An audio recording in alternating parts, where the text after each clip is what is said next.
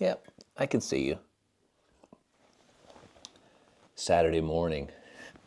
I was talking with somebody yesterday about hope levels. They were struggling at keeping theirs up, and they were confused because they said, my life is actually pretty good. Like, I have a lot of good things going on. I don't have any reason not to be hopeful. I don't have any reason to feel so down all the time. And so we talked and we poked and prodded around here and there.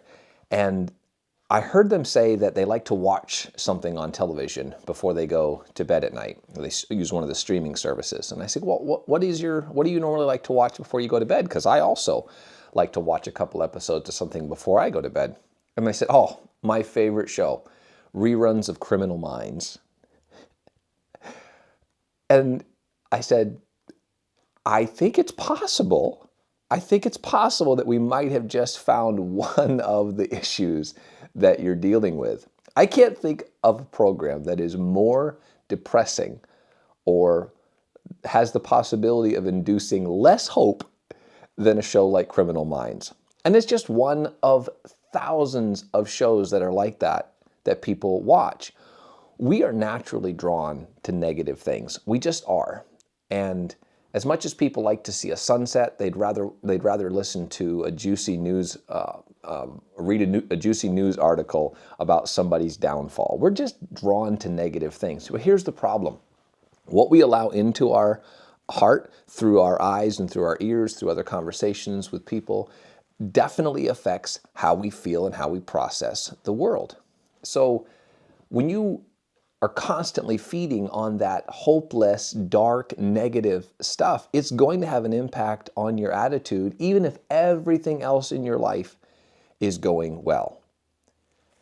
So I want to encourage you with this. This is just a simple thing. If you're struggling with your hope levels, if you're down and a little bit discouraged, I want you to take an inventory of the media that you consume on a daily and a weekly basis.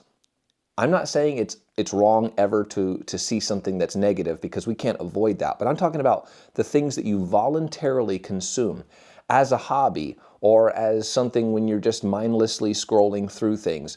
The books that you read. Reading is a wonderful thing, but if all of your books are dealing with dark topics, that's going to negatively affect your heart and your mind and your outlook on life. So look at the movies that you watch, the books that you read, the podcasts that you listen to, the streaming shows or the shows that you stream on Netflix or Disney or Hulu or any of those things, because those have a direct impact. Don't think those are nothing.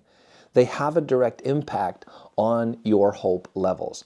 I talk with a lot of people about really difficult things, and I've done that for over 20 years.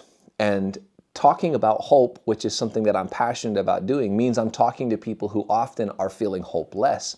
And I'm surprised often that I'll end up, or I guess I should say, I'm no longer surprised that talking about those things with people can bring me down, because you can transfer some of that negativity into you. So I have to purposely make sure that I'm watching and listening to things that are more positive to offset that.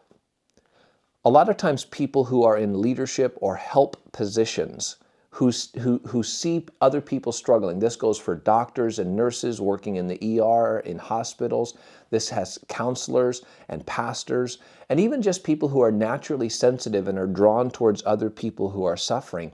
If you're not careful, you will get sucked into that vortex of darkness and hopefulness or hopelessness when there's nothing actually in your life that should be inducing it. So we offset that by making sure that we're feeding our minds and we're feeding our souls on hopeful things. Read hope-filled books.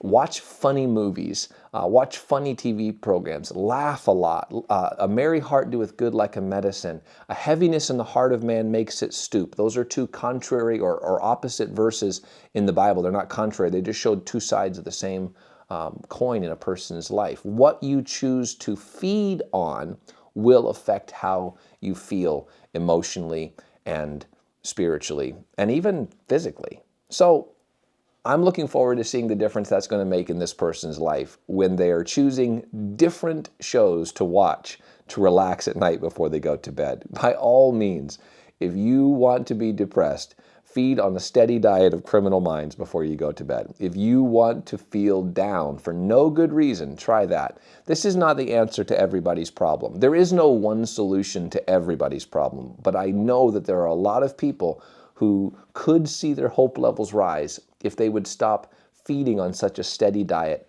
of dark things. So that's something for you to consider. And I'm going to go back to drinking my coffee. Have a good day.